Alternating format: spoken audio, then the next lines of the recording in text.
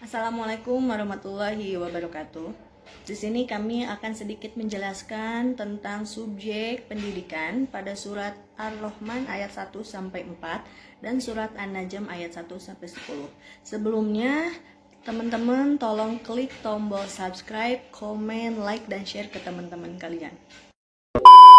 Bismillahirrahmanirrahim. Di sini saya akan sedikit menjelaskan tentang isi kandungan dari surat Ar-Rahman ayat 1 sampai 4 yang berbunyi A'udzubillahi minasyaitonirrajim. Bismillahirrahmanirrahim.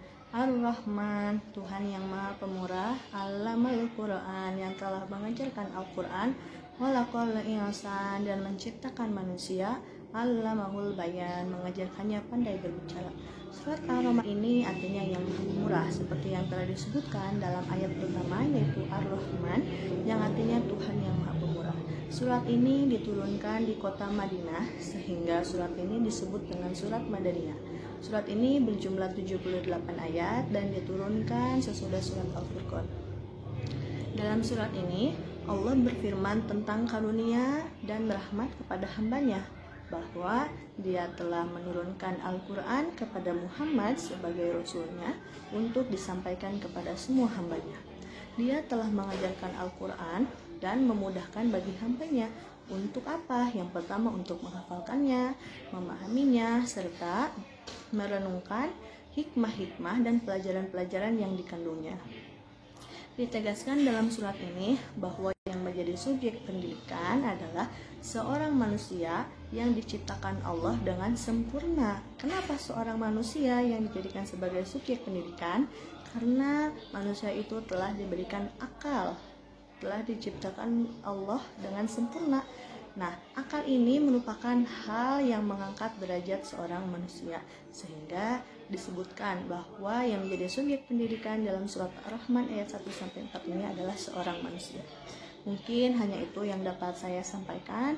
Sebelumnya mohon maaf apabila banyak kata-kata yang salah. Wassalamualaikum warahmatullahi wabarakatuh.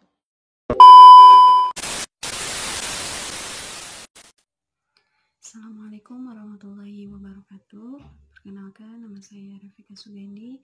Saya mahasiswi semester 6 di Sekolah Tinggi Agama Islam Kota Sukabumi. Di sini saya akan melanjutkan sebuah pembahasan yang sebelumnya teman saya sudah bahas.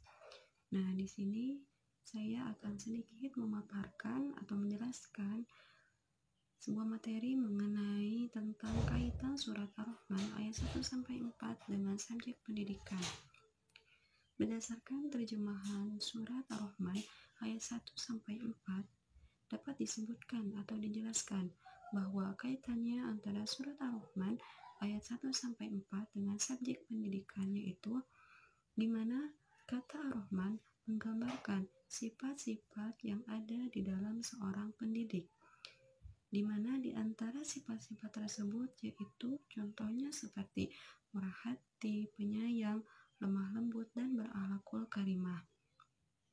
Sifat-sifat tersebut selalu ditanamkan kepada peserta didik, yang dimana para peserta didik diharapkan mampu mencontohkan sifat-sifat yang ada di dalam pendidik tersebut. Seorang pendidik hendaknya memiliki kompetensi pedagogis yang baik, di mana Allah Subhanahu wa Ta'ala telah menjelaskan di dalam Al-Quran kepada Nabi Muhammad SAW. Materi pembelajaran yang disampaikan oleh pendidik kepada peserta didik hendaklah sesuai dengan apa yang ada di dalam Al-Quran. Nah, mungkin hanya itu pembahasan yang dapat saya sampaikan. Kurang dan lebihnya mohon dimaafkan. Wabillahi taufiq wal hidayah. Wassalamualaikum warahmatullahi wabarakatuh.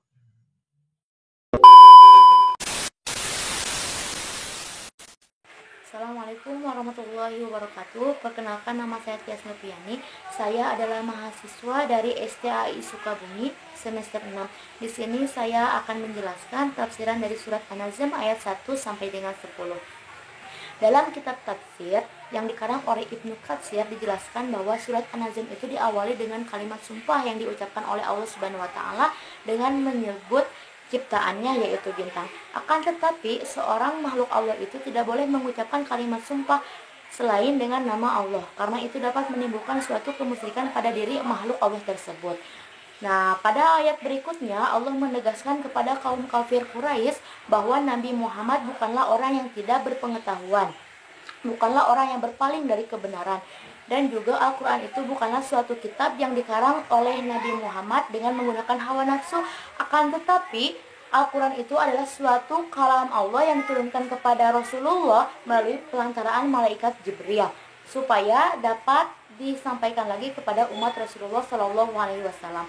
Dalam hal ini Allah ingin membantah perkataan kaum kafir Quraisy yang mengatakan kepada Abdullah bin Amir bahwa wahyu yang disampaikan oleh Nabi Muhammad itu bisa saja salah, karena Nabi Muhammad itu merupakan manusia biasa. Jadi Nabi Muhammad itu bisa saja keliru dalam menyampaikannya ketika ia dalam keadaan marah. Nah, pada hal ini Allah itu membantah dari dugaan kaum kafir Quraisy, sehingga tadi yang dijelaskan pertama itu adalah bantahan dari Allah Subhanahu wa taala. Selanjutnya, pada ayat selanjutnya itu Allah membahas tentang bahwa malaikat Jibril itu sangatlah kuat. Dia sangatlah rupawan atau mempunyai wajah yang rupawan, serta malaikat Jibril itu menunjukkan wajah aslinya kepada Nabi Muhammad. Dia berada di ufuk yang paling tinggi dan turun kepada Nabi Muhammad untuk menyampaikan wahyu secara langsung. Demikian yang dapat saya sampaikan. Wassalamualaikum warahmatullahi wabarakatuh. Assalamualaikum warahmatullahi wabarakatuh. Perkenalkan, nama saya Muhammad Iksan. Di sini saya akan melanjutkan penjelasan yang telah dijelaskan oleh teman saya, yaitu tentang tafsir surat An-Najm ayat 1 sampai 10.